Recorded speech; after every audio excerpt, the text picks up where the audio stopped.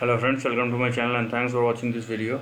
Friends, in this video we are going to discuss about Vanguard S&P 500 ETF, and this is the chart we have in the last 10 years. So this is actually a replica of the, as you can see here, this kind of trend is very much visible in the S&P, and though it looks volatile a bit in the for the for the recent past, but overall trend is a very much replica of S&P 500.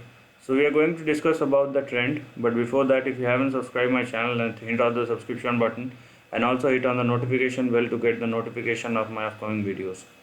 Now understand this trend here is an important task, because sometimes one may see volatility as a big correction.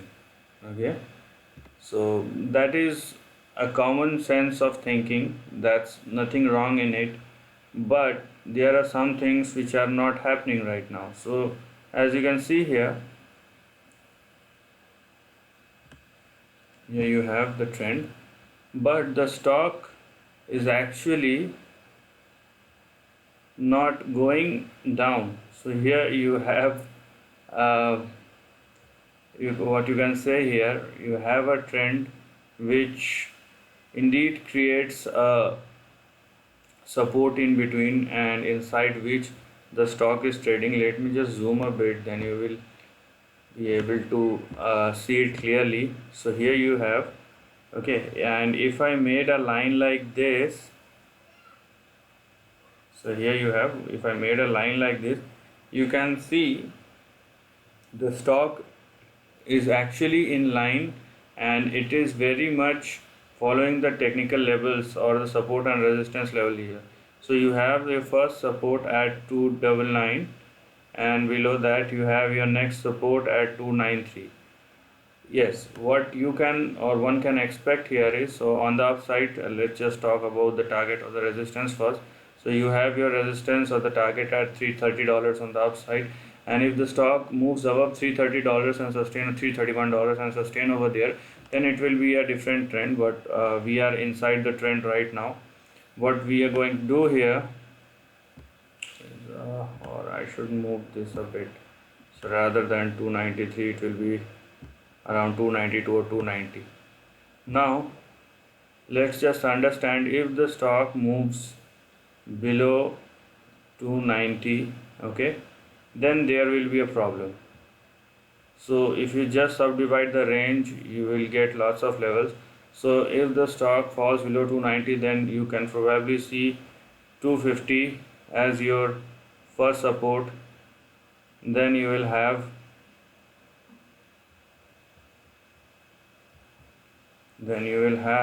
235 as your next support, and most probably you will have 190 as your downside level. Okay, 190 or 185, something like that. Okay, so this is the thing what you need to understand about the current trend or the volatility which exists in the stock price. But understand this, that let me just delete all those lines so that we can look at the bigger trend.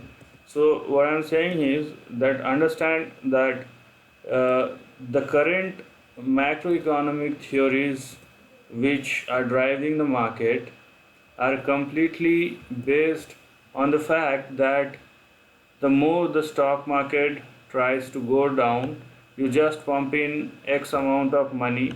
So there is a level of calculation for that, obviously, to pull it up on the upside. This is what is going on in the past, you can say probably 2 decades, or if not, then in the last one and a half decades. That's what is going on, and it is very much prevalent, and it is very much existent in the uh, stock market. So that's why whenever you see a fall which does not looks normal, or uh,